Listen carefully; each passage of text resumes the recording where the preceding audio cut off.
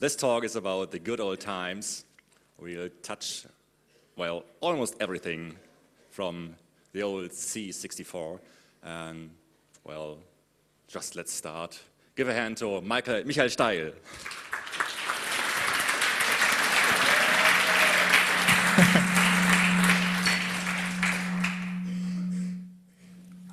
Hi. Okay, hi. So, hello, I'm going to talk about the Commodore 64. You may or may not be here because of the whole retro wave. Retro is cool, everyone does emulation, runs C64 on their X serves, has a C64 in their office next to the Mac Pro. There are people who even have license plates with Commodore 64 references.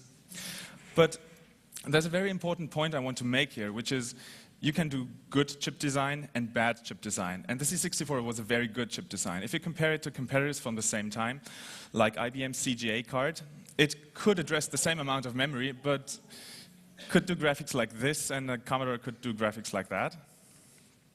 Or with tricks even like that. And the other thing is, you can be dumb or you can be creative about coding, and if you have to do cycle-exact coding, there's so much you can do, and the question is this an art that has been lost? So I'm going to talk a bit about that kind of programming a machine. These are the topics that I'm going to address. I have 64 minutes, and I have 256 slides. Commodore was founded in 1954 by Jack Tramiel. That's what he looks like today. They made calculators and later bought the company MOS Technology, which is a chip manufacturer. Engineering was headed by Chuck Peddle. This is what he looks today. They made the 6502 CPU originally intended for industrial control, but they also made the KIM-1, which is a computer kit based around the 6502. Commodore thought it would be a good idea to extend that design into a home computer, so the Commodore PET was sold for small businesses and the education market, but they also targeted the home computer business with the Commodore VIC-20, which was a very, very stripped-down computer system, and its successor, the Commodore 64, with 64 kilobytes of memory, which was a lot back then, if you compared it to the market, which was well over $1,000 if you wanted 64 kilobytes of RAM. This is all just the machine, not the monitor or the disk drive. And C64 that sold for just $595 US. There was a successor to the C64, the C128, which was compatible, so it sold pretty well, and the Plus 4, incompatible and didn't sell that well. Between 1982 and 1994, they sold 17 million C64s, so this makes it the best-selling computer of all times, plus there's an extra 3 million C128s. This is what a C64 looks like. There are several models of it. This is the original one. They made an updated, flat version of it and went back to the original design because it was cheaper. They made a golden version, limited edition. They made a portable version, and they made that one.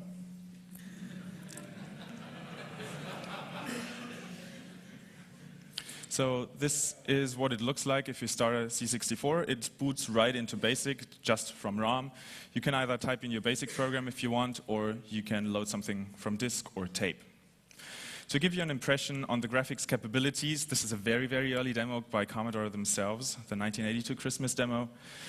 Later demos looked more like this, and even later, more modern demos had pretty good graphics, did some 3D effects, or did some other very impressive stuff. Very early games, like Lode Runner, looked like this. Later games looked a little more complex, or even later games used screen modes that weren't originally possible. All on the same unmodified hardware. So let's look at the C64 from the outside first. On the right-hand side, you have two control ports. You can either attach two joysticks or a joystick and a mouse. On the back, you have the expansion port. You can attach pretty much anything there because the whole CPU bus is exported there. Any extension hardware.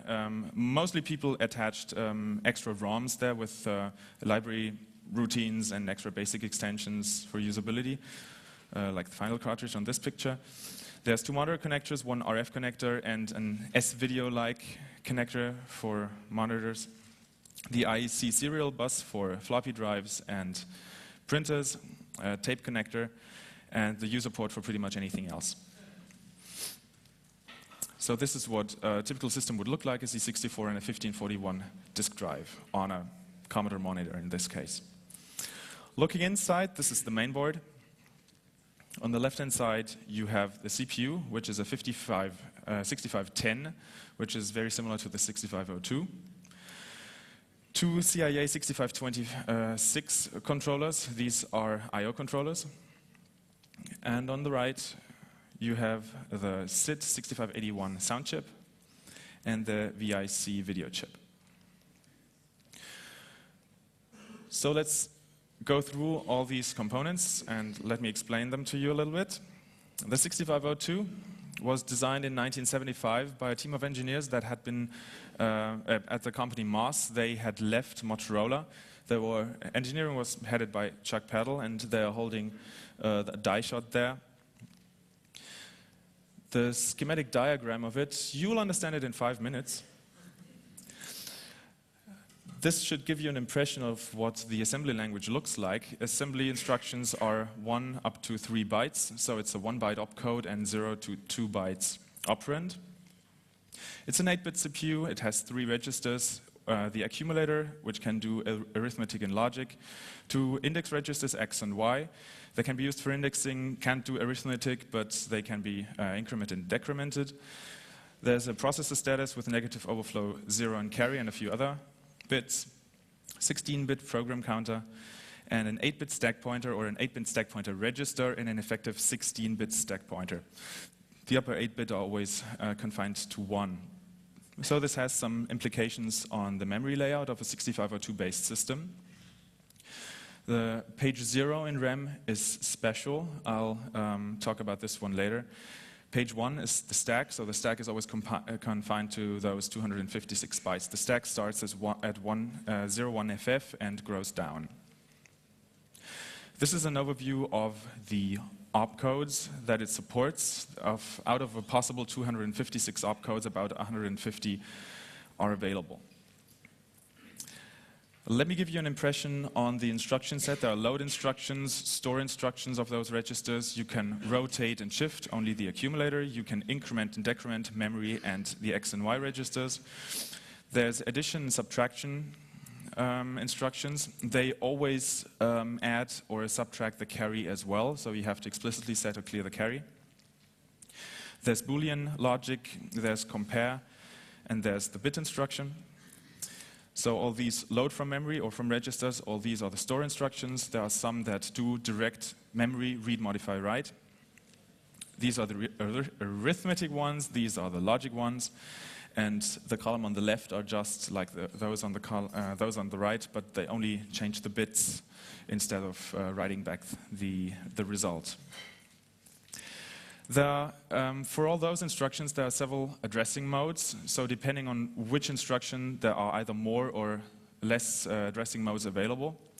The first one I want to talk about is the immediate addressing mode. It's available for pretty much every, or for all the load instructions. You have the hash sign there that signals that it's an immediate load. And what it does is it just puts the value of 17 into the accumulator in this example. Absolute addressing is a memory read, so I have a 2-byte operand, 16-bit operand, so it's encoded with these 3 bytes, as you can see there. And what happens there, I read from 314, it looks into memory, looks at the address 314, reads it into the accumulator. Zero-page addressing is a nice extra feature of the 6502. And a nice optimization. Anytime I want to read from memory, from the 0 page of memory, from the first 256 bytes, it can be encoded in just 2 bytes instead of 3, and it's also a little bit faster. And if I load from 2, then it'll look at that address and read that into the accumulator. There's absolute X-indexed addressing, which is intended for reading from tables, from lookup tables. So it first adds X to that address that I specify and then reads from that address. In the example, I read from 200 plus X, so I read from 200 for 02OA, and 02OA is 52. I read that into the accumulator. Absolute plus Y, absolute Y indexed is the same thing with the Y register. I have, in this example, I would have an array of up to 256 bytes at that address. Zero page comma X is the same optimization with the zero page again. Note that whenever I do any zero page addressing or any indexed zero page addressing, it will always stay inside the zero page. So even in this example, if X is above 16 or above 15, it will wrap around to 0. The same is available with zero page comma Y. And you see in this example that this is a quite rare addressing mode. It's only available for 2 of the instructions. Zero page comma X indirect treats zero page as an array of pointers. So it first adds X to the address that I specify and then treats that as a pointer and reads from that address. So in the example, I look at the address 80 and 80 plus the contents of X, so it's 8C and 8D. So it reads that, which is C43F, little endian, which is the correct endianness anyway. And then looks at that address and reads that. Zero page indirect Y indexed looks the same, but it's different because it's first indirect and then indexed. So in this case, we only have one pointer at that address and then add Y to it afterwards. So we look at the address 14, and at 1415 we have D800. We add Y, we get D828, and then we can read from the address D828. Because we don't have a single 16-bit register, anytime we have to deal with pointers, we have to store that pointer in zero page and then use this addressing mode. If we don't want to do any indexing, we can always set Y to 0. And then there's register addressing, for example, the shift instructions for the accumulator and the decrement and increment instructions for registers directly work on those registers and don't need any extra parameters. There are register transfer functions between A, X, and Y, and you can also copy the stack pointer between X and the stack pointer. Speaking about the stack pointer, the stack grows down from 01FF. So if I push something, I load something, I push it on the stack, what happens is it stores it at the address of the stack pointer and then decrements the stack pointer. I store another one, so it stores it at the address and decrements the stack pointer. When I pull something from the stack, so I can push and pull the accumulator and the processor status, then it will first increment the stack pointer and then read from that address. Let's do it again, read it, increment it, then read it. The control flow instructions that are supported are jumps, indirect jumps. There's a jump to subroutine, which is a call. So if you know Motorola, you might be familiar with those memos. And there's RTS, which is the return instruction.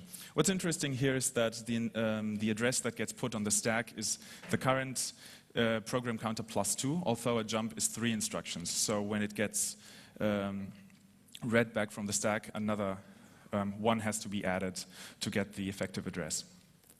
This is a very interesting internal optimization of the chip.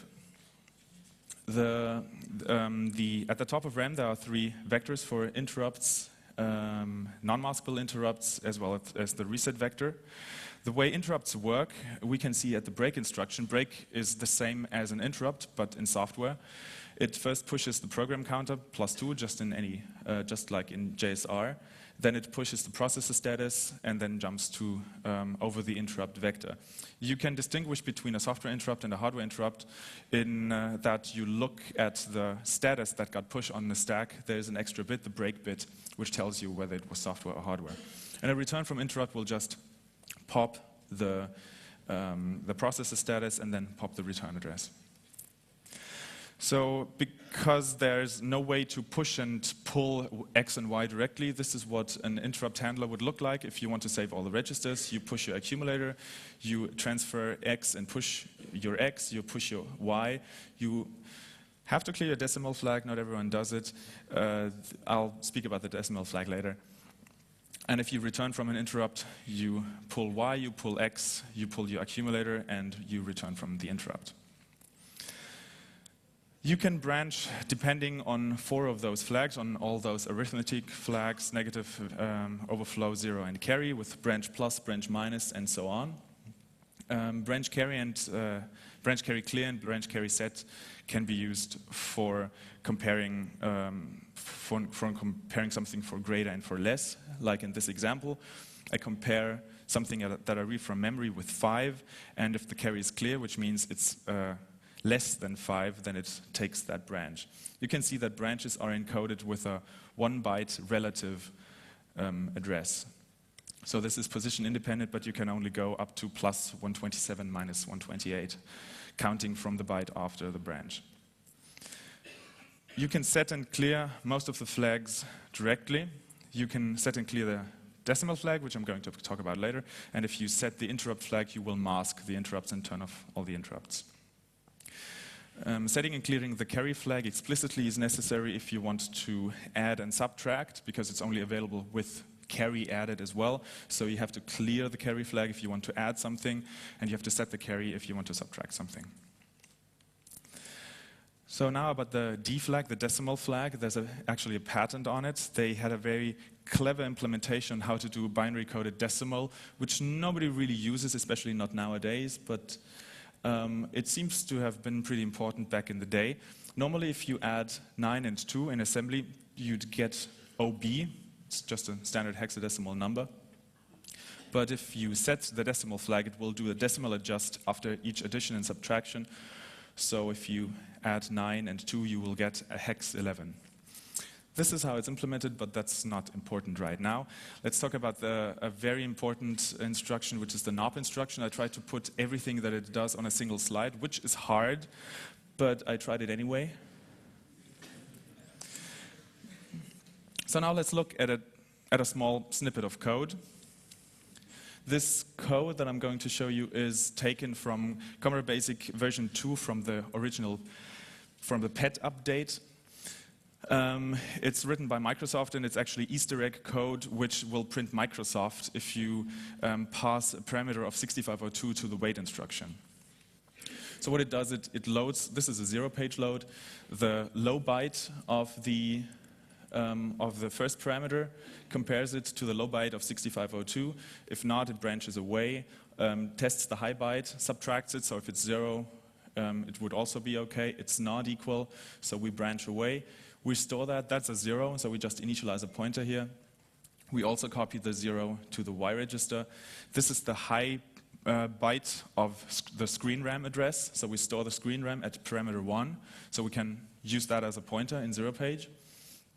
This is the counter of how many characters in Microsoft. We load 1 character from the text. The text is actually obfuscated in a way that the upper bits are garbage, so we clear those upper bits, and we store it in screen RAM. Then we increment the pointer for indirect Y addressing, branch not equal for the loop. We increment the upper half of the pointer, if necessary. We decrement the counter for reading loop, and then there's another loop we can print Microsoft multiple times. So this code it's pretty likely that this code was written by Bill Gates himself. There's pretty good evidence that it was written by him, and if he can write 6502 code, so can you.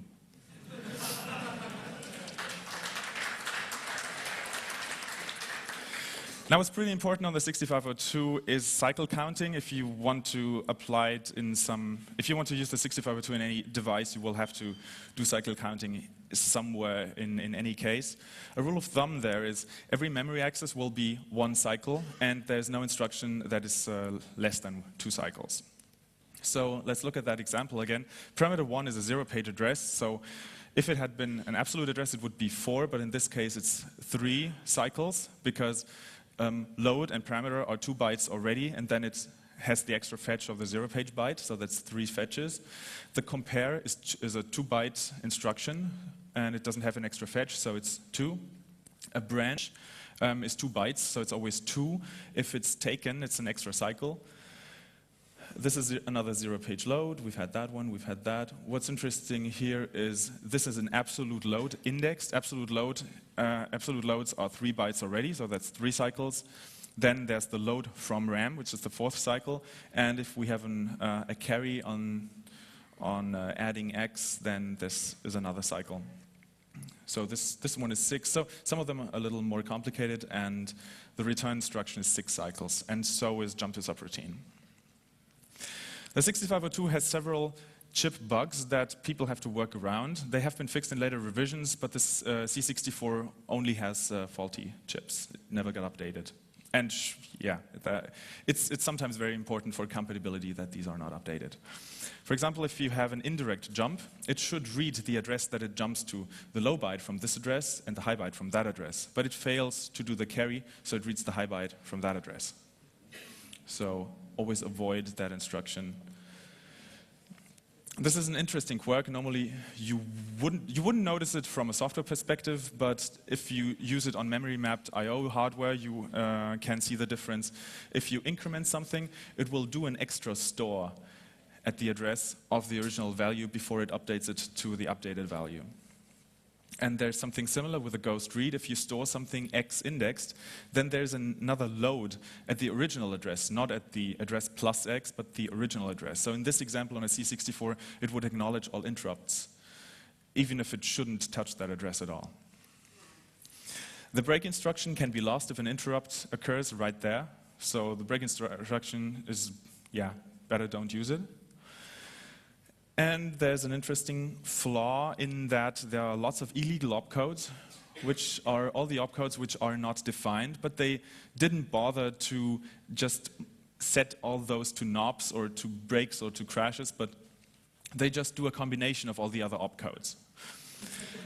For some of them, this means the machine crashes. For others, I have this table, so these are all combinations of at least 2 other opcodes. Some of them make sense. For example, store A and X into an address, so it ANDs those 2 and stores it in an address. That makes sense, and that can be used in software, and because on all C64s you are guaranteed that these work, you can really use them. And here's the second half of them. So let's talk about some tricks that you have to do on a C64 or on a 6502-based system. Because you're so register-starved, you can only pass 3 bytes at a time to a subroutine, and you don't want to push them on the stack because the stack accesses are extremely complicated. You want to put your extra data onto the 0 page, and lots of programs do that. RTS jump tables are pretty nice if you need a jump table. What you can do is you load from the table, push it on the stack, and then just do an RTS. Of course, you have to the addresses you have to encode in memory are -1 because RTS adds another 1 before it jumps there. If you want to save RAM or ROM, and this is used a lot everywhere, including Microsoft Basic, if you compare something in this example, if it's 5, yeah, then let's jump there, load something, and print that character. Otherwise, let's load something else, and now I would want to do jump print character as well, but that's 3 bytes.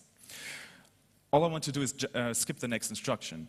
I could also do a branch not equal over the next instruction, but what I can also do is I can do .byte2c, which if I disassemble it and the branch does not get taken, decodes into a bit instruction, bit absolute, which just consumes the next 2 bytes.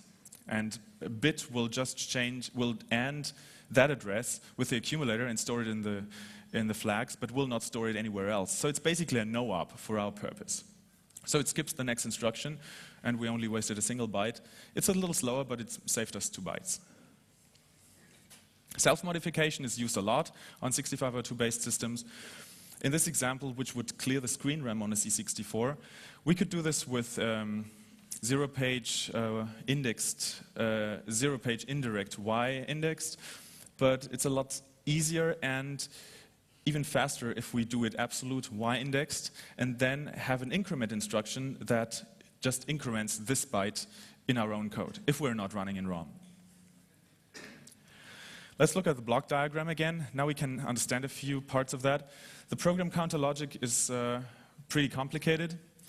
The cycle counter counts in which cycle inside the instruction we are, and this is the opcode which gets cached here. And these are the two fields that can get then passed into the instruction decoder. So depending on which opcode we have and in which state of the opcode we are, it outputs a few commands to the registers, which can either be put on the bus or taken off the internal buses, and it also controls whether the ALU, what the ALU is going to do.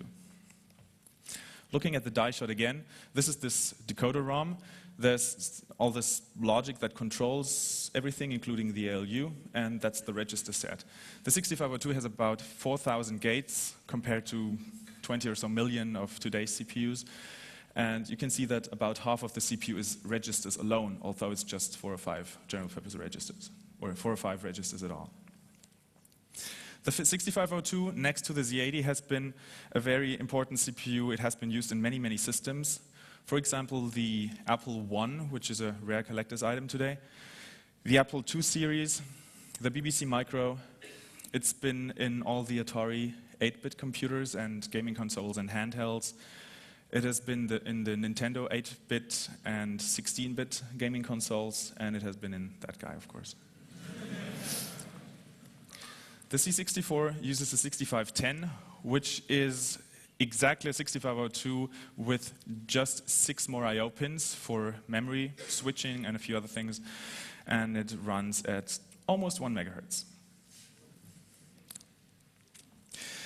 So those extra pins that it has, it can switch memory on and off. The problem with the 6502 is that it can only address 64 kilobytes of memory. But the C64 already has 65 kilobytes of RAM, so what about ROM and I/O area?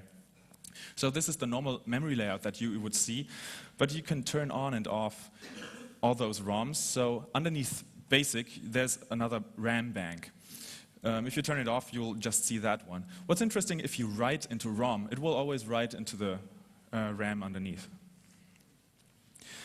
The kernel you can also turn off, and underneath the I/O area, there's not just RAM, but also the character ROM, which you can turn on if you want to modify the built-in character set and install that one. Let's look at the I/O area. It consists of memory ramp I/O for the video controller, the sound controller. There's an extra kilobyte of color RAM, which is external video RAM, which supports the video controller. And there's two complex interface adapters and 2 more slots for extensions that you can put on the expansion bus. Let's look at the 2 ROM areas that we have. Kernel ROM sits right on top of hardware. It has the machine init and test code, so it owns the interrupt vectors. There's real-time clock emulation in there. It sets up a 60 hertz interrupt and then emulates a real-time clock on top of that. There's RS-232 library code, which you can use on the user port. There's a keyboard driver, there's a screen driver, the IC serial bus driver for floppies and printers, and there's a tape library code. On top of the screen and keyboard driver, you have a screen editor, which allows you to move the cursor freely on the screen. And if you press return on a line that was previously printed, it will feed that back into the input buffer. On top of tape and IEC, you have file I/O semantics, and on top of all those devices, you can see the device numbers there, you have a character I/O library. All this is exported through a library call interface in the shape of lots of a jump table at the very top of ROM. So one of these would be character out at FFD2, and now you understand the license plate. In an example how to program kernel, this is the Unix cat command. I just read a file to standard out. So I open a file at device 8. This is the file name. I say open. I set my standard in to that channel. Then I get a character, write it to standard out, which is still the screen. I read the status. Are we at the end of the file? Yes, we are. Then we close the file and we reset the standard in device. But who would want to write assembly code if you can write basic code? The basic interpreter in the C64 is based on standard Microsoft BASIC. Microsoft wrote a basic interpreter for the Intel 8080 in 1975, and they ported it to other 8-bit systems, like the 6502. it was licensed to many, many vendors, including Apple and Commodore.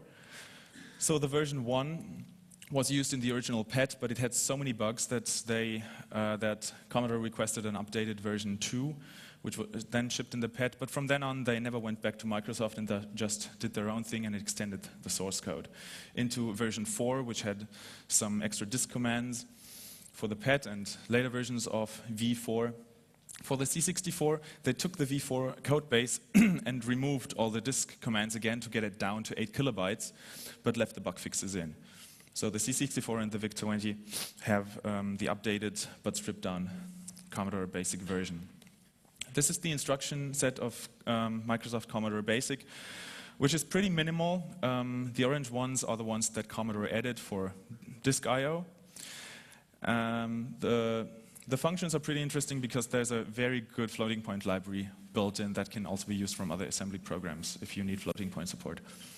This is a very generic BASIC. It does not have any hardware dependencies other than the 6502 and calls out into kernel. So it doesn't do much more than standard I/O calls into the kernel.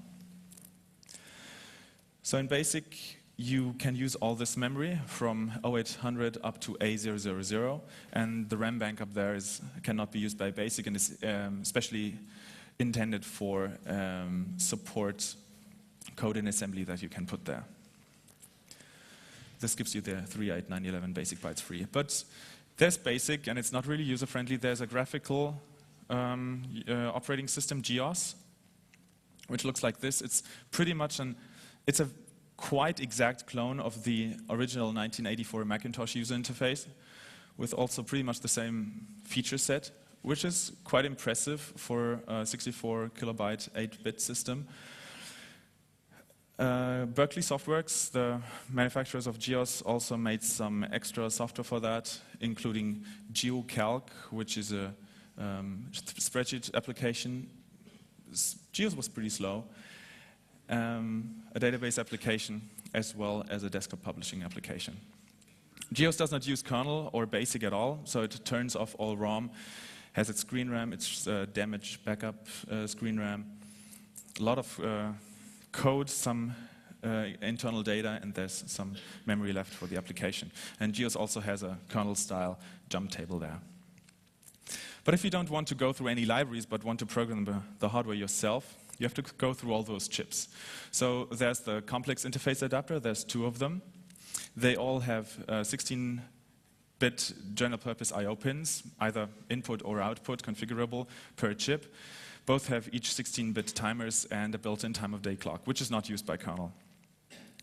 So the CIA1 is used by kernel for the system timer, and it emulates the clock on top of that, and also does the keyboard driver in the interrupt handler.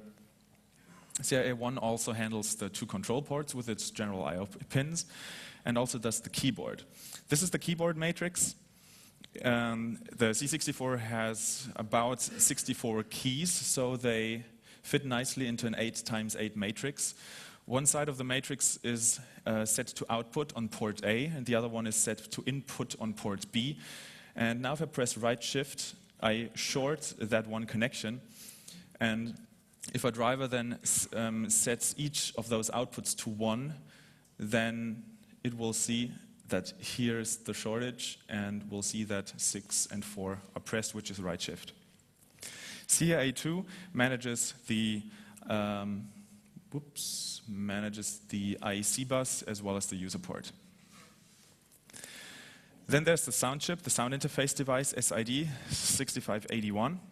It consists of 3 independent voices. Each voice, so this SID is very interesting in its design because it's an analog and a digital analog device. Most of it gets controlled by digital logic, but mixing, for example, as analog, and filters are analog, which provides some nice effects and is very hard to emulate. It has those 3 voices, and each of those voices can either be sawtooth, rectangle, sawtooth, triangle, pulse, or noise.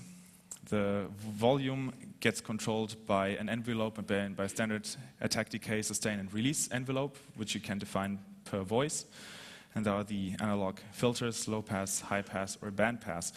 For extra effects and for special purposes, you can make use of ring modulators or oscillators sync. Don't ask me what all that means. I'm not a digital music person. But if you want to read all this, it's in a patent about the SID. One thing I know about the SID is how you do digitized music or sampled music. Because there's a flaw in the original SID, every time you change the volume control, the master volume control, which is a 4-bit register, it does a short click.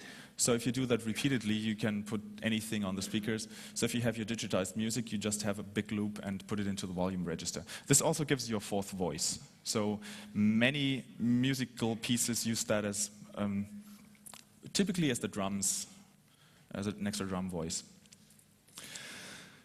What's a lot more interesting to me is the video interface controller, 6569. This is the PAL version. There's the NTSC version, which is the 6567. The VIC supports a 40x25 screen or a 320x200 graphics mode. It can address 16 kilobytes of RAM and has 16 built-in colors. This is the built-in C64 character set. There's two character sets. This is the uppercase character set, which is default, and there's a lowercase character set, which you can easily switch. The VIC has supports 256 different characters. Every character on the screen can have one of those 16 colors, and a character is 8x8 pixels. So these are encoded with a bitmap, ones and zeros, and each line is a byte encoded in character ROM. So if the VIC wants to find out what color a pixel on the screen is, it first looks at screen RAM. This is an index to a byte in the character set. And then if it's a 1, it takes it from color RAM. And if it's a 0, it takes it from the screen background, which is global for the complete screen. There's enhanced background mode. In this case, you only have a third of your character set, but you can have 4 different background colors, and also combine it with different font colors. In this mode, only the bits 0 to 5 of screen RAM are the index. Color RAM, same thing, but now the upper 2 bits of screen RAM are an index to 4 different screen background colors. You can turn on multicolor mode. It doesn't make much sense for text mode, but all those jump and run type games that are based on tile-based graphics use characters as their tiles, and they can have 4 different colors per tile. So in this mode, every pixel is not square anymore. It's twice as wide, and 2 bits encode 1 pixel. Screen RAM is still indexed to the character set, and 3 of the combinations are taken from this global screen background, and 1 of them can be freely chosen from color RAM. If you set the MSB, then you turn multicolor mode off per character. That's also possible. Then there is graphics mode or bitmap mode. This is a very early example by Commodore themselves, but you cannot only do the 320x200 in 2 colors, you can have multiple colors, but there are some restrictions. So if you look very closely at those graphics, you can see it's square pixels, yes, but if you look closely at that one, you might notice that if you put that grid over it, that every 8x8 square can only have 2 different colors. So this is encoded like this. You have 1s and 0s for those bits as well, so it's encoded just like character RAM. And if you have 0s, it takes it from screen RAM, so screen RAM is now unused because it all takes it from 8 kilobyte bitmap in memory. 0s gets taken from 4 bits from screen RAM, and 1s also gets taken from screen RAM, so you can have those 2 colors, each one out of 16. But there's also multicolor mode. Multicolor mode doesn't have square pixels again, it has twice as wide pixels.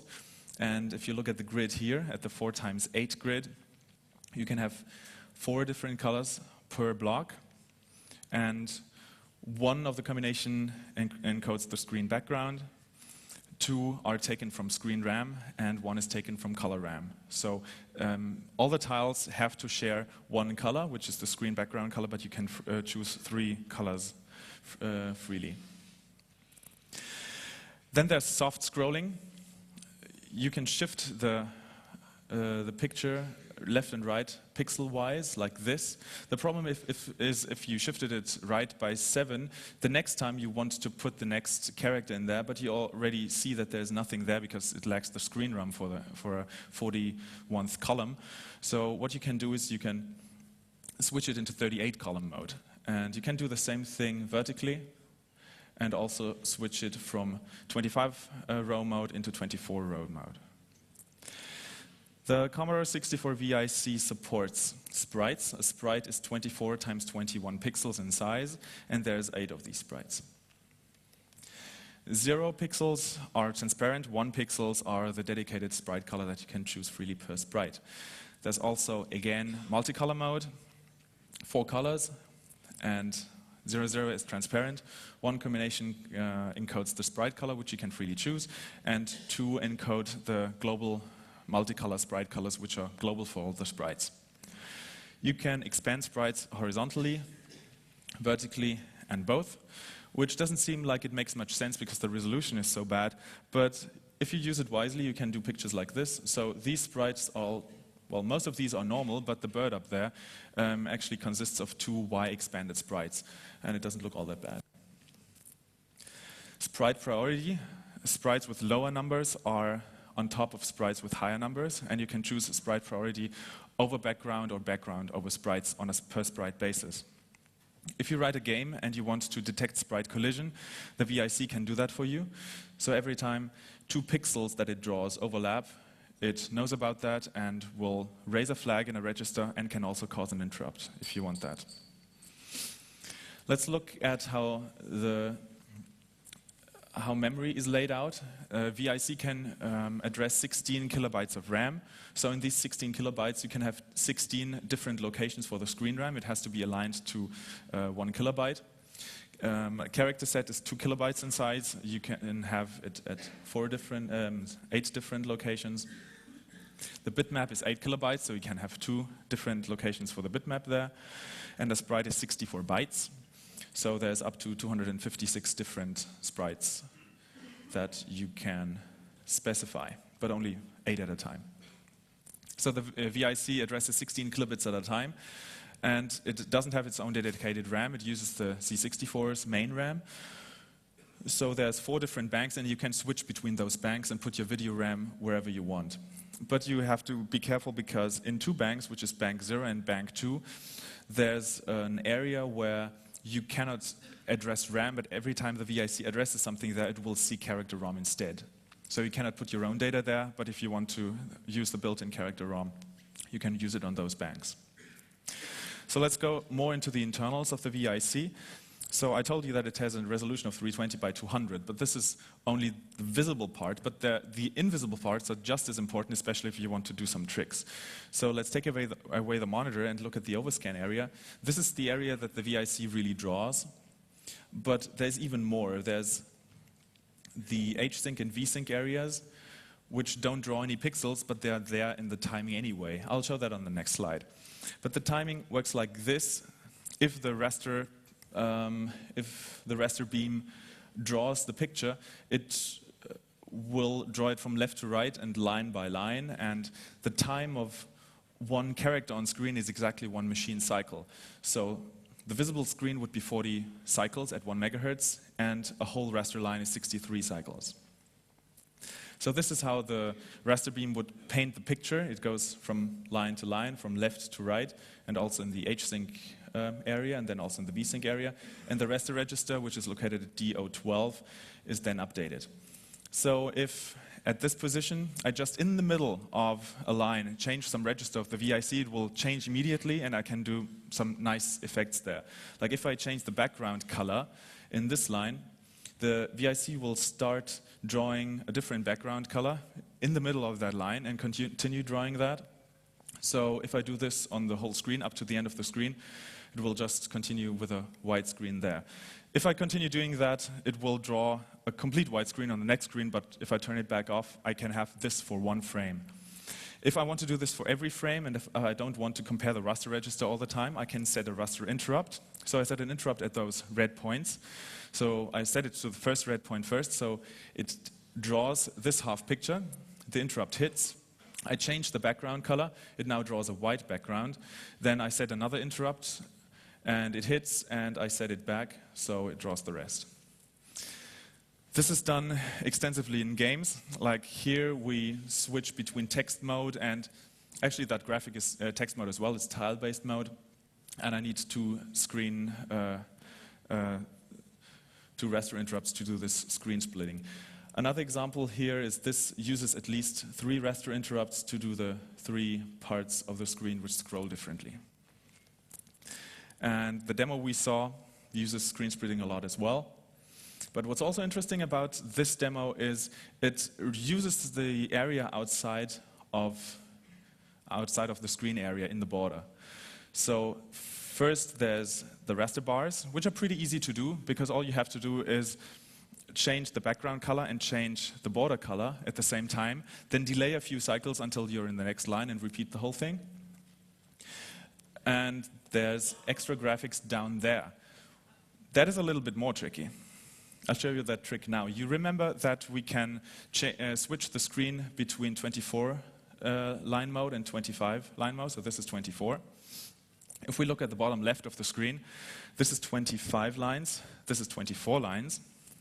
Now what we do is we set the screen to 25 lines, which would be here, and set an interrupt handler or set a raster interrupt at that red dot. So we let it paint the whole screen up to the red dot.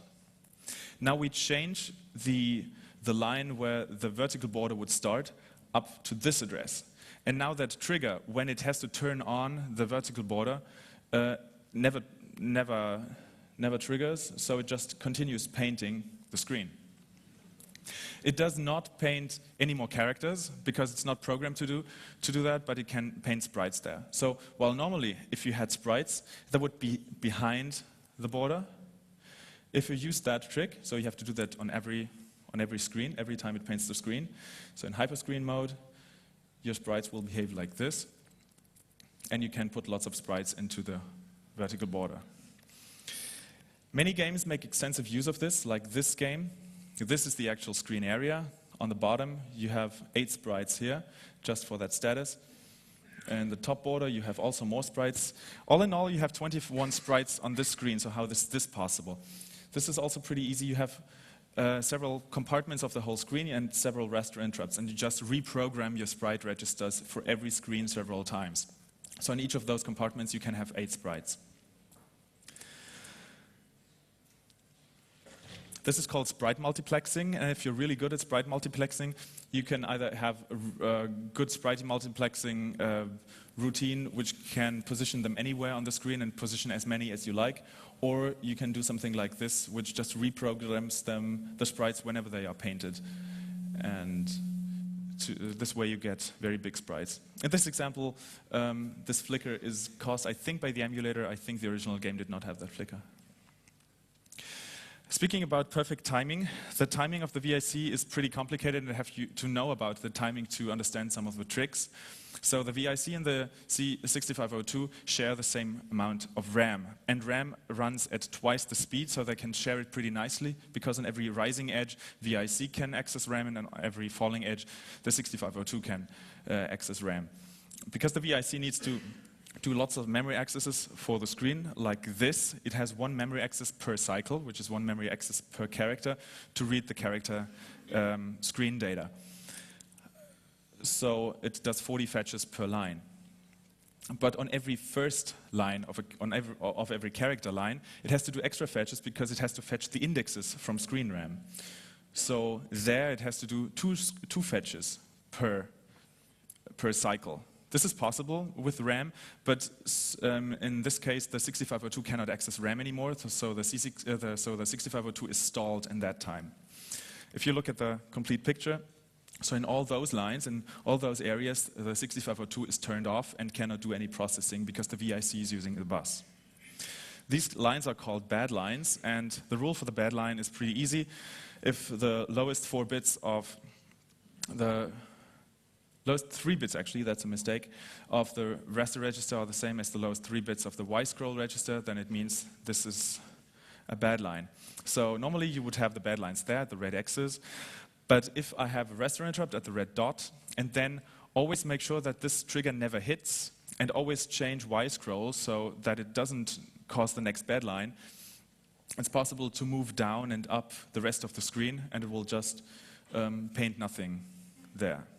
So I can move the whole screen without copying a single byte of data. If we look at this picture that I showed you before, it uses many, many different tricks that I'm going to talk you through now. It's also mostly based on the idea of bad lines. First, let's look at this. There's obviously more than 16 colors involved here. The trick used here is interlacing. You have 50 frames a second on a PAL C64. And if you switch back and forth between two different colors, you might not be able to see the difference, especially if the colors are pretty close to each other. So you could get a purple here, which is different from the built-in purple, so you get an extra color. In theory, this would be 256 colors if you combine those. But of course, if you alternate black and white repeatedly, it will just flicker, and you don't want that. So maybe you get another 10 or 20 colors out of that. So this is the combined picture, and picture 1 would be this, and this is picture 2. On the complete picture, this is picture 1, this is picture 2, this is the combined picture. But even if you look at a single picture, if you look at a detail of that, and if you look at the tiles, an 4x8 block here has more than just the 4 possible colors. In this example, you can easily find 6 colors.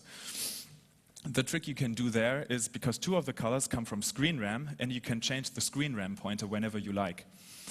But you have to cause another bad line so that it rereads the screen RAM. So you do this, you cause an extra bad line, so pretty much all of the screen is bad lines, and it will refetch all those.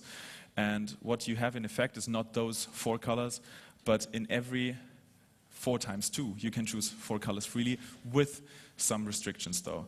This is called FLI, Flexible Line Interpretation. But there's more tricks used in this picture.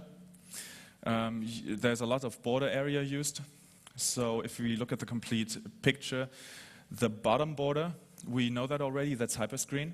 There's lots of X expanded sprites there. You can see that the resolution down there is not as good, but it's hardly noticeable. And there's also sprites on the left and on the right. This is done with the same trick with the horizontal screen size, but you have to be cycle exact this time because it's only one single character that the screen gets shifted left and right. So you have to be perfectly cycle accurate there, and you have to do it in every line. So these are sprites as well, and on the top you just overlay a few more sprites to get that. Another trick you can do if you cause a bad line in the middle of the screen, it will just start drawing the next line and fetch the next line in the middle of the screen. So this way you can shift the screen, also without copying anything.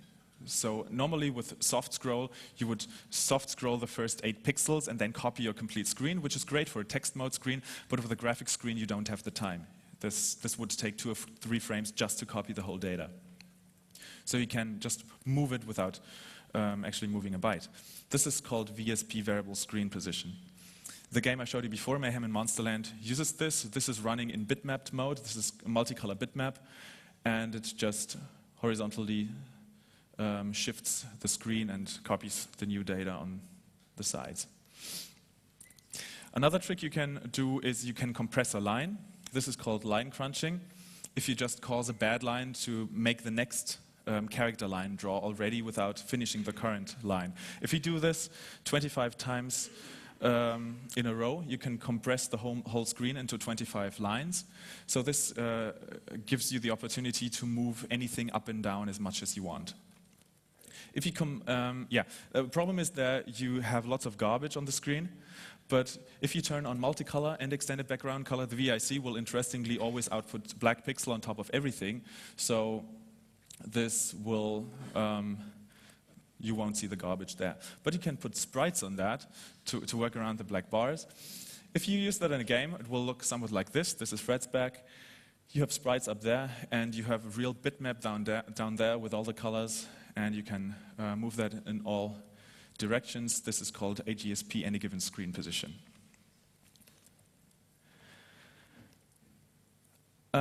Normally, if you want to do something cycle exact, like in this example, I wanted to change the screen color and then change it back, it flickers a little. It flickers because if an interrupt occurs, it always has to complete the current instruction, which can be an arbitrary number, or which can be a different number of cycles. So there's a trick that I can smoothen this, which is I have a restore interrupt, and then I set a restore interrupt to the next line, and set a different interrupt handler to that line. I acknowledge my current interrupt, clear the interrupts to make interrupts possible again, and then I do a few knobs, and then the interrupt will hit. And because it was a knob that the interrupt hit, so I know a knob is 2 cycles. It was either in the first cycle or the second cycle of the knob, so I'm pretty close already, so it's 0 or 1 difference. But then in my next handler, I do lots of knobs to go to the end of the current raster line. Then I load the raster register, compare it to the line afterwards, and if it's the same, I go to the next instruction. The trick there is that the branch, if it's taken, takes 3 cycles. If it's not taken, it takes 2 cycles, and I just do the load so that it will just do the trick for me and smoothen the last cycle, and so I'm always cycle exact, like in this example. So we've looked at all the chips now. There's the CPU, there's the CIAs, the SID, we've looked at the VIC, we've looked at RAM, ROM, and the PLA. The PLA is the one that does some memory management logic. Normally you would have this layout. You can turn off ROM, kernel ROM, basic ROM. You can also turn off basic and kernel ROM. There's a possibility to turn off everything. And if you have external ROM in your cartridge port, you can map that into your address space. You can map the other part so that it replaces basic, and you can map both in. There's another interesting mode, which is the Ultimax mode. The Ultimax mode was a gaming console based on the C64 hardware, which was only sold in Japan, and is very rare now because it didn't sell well.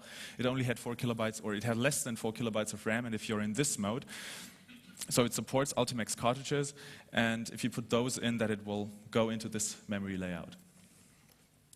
The tape connector is pretty straightforward. It only has a sense motor and read and write pin. Those go to the CPU's registers or into one of the CIAs. The IAC bus is a serial bus which daisy chain drives. It has these connectors. Those 3 are the interesting ones. It has data, clock, and attention. The bus protocol works like this. It's not important to understand the details here, but the C64 raises the attention line and sends the command, which includes the drive's number, sends listen, unlisten, talk, and untalk to arbitrate the bus. Because the bus is so slow, because there was originally a chip bug in the VIC-20 in the 1541 disk drive, this protocol had to be done in software, and it's so slow that third-party manufacturers did extra extensions that ran a different bus protocol, like the Epic's fast load cartridge or the final cartridge, which were up to 20 times faster. The 1541 is the major C64 floppy drive. There's a second version of it. It works on 5¼ single-side double-density disks with 35 tracks out of the 40 possible ones. The number of sectors is different per track, and you have 683 blocks, which is about 170 kilobytes. This is what a track looks like. It doesn't use the index hole. It has sync marks, which is all ones, so it cannot use. So it has to encode the rest of the data so that there are no all ones.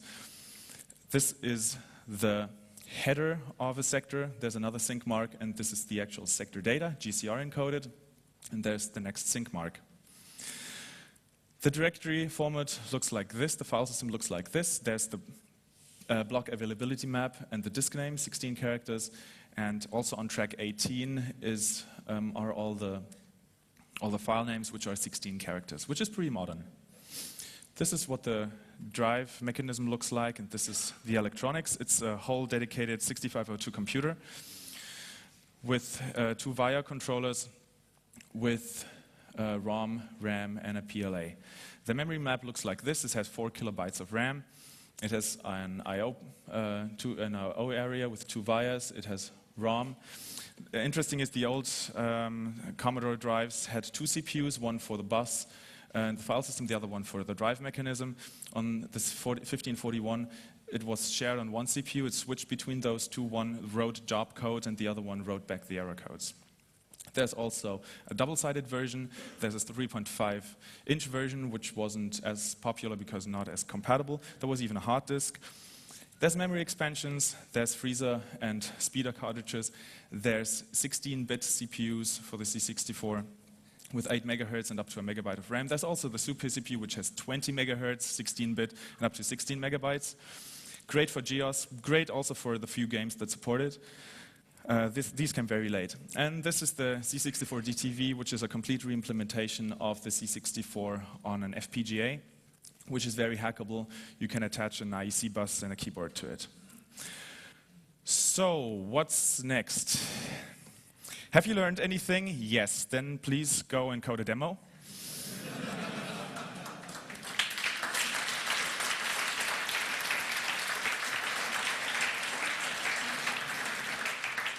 And if not, but if you know about any other systems, please do a presentation on any of these other systems. I would be so interested in the internals of the Amiga or the Apple II or all those systems. Thank you.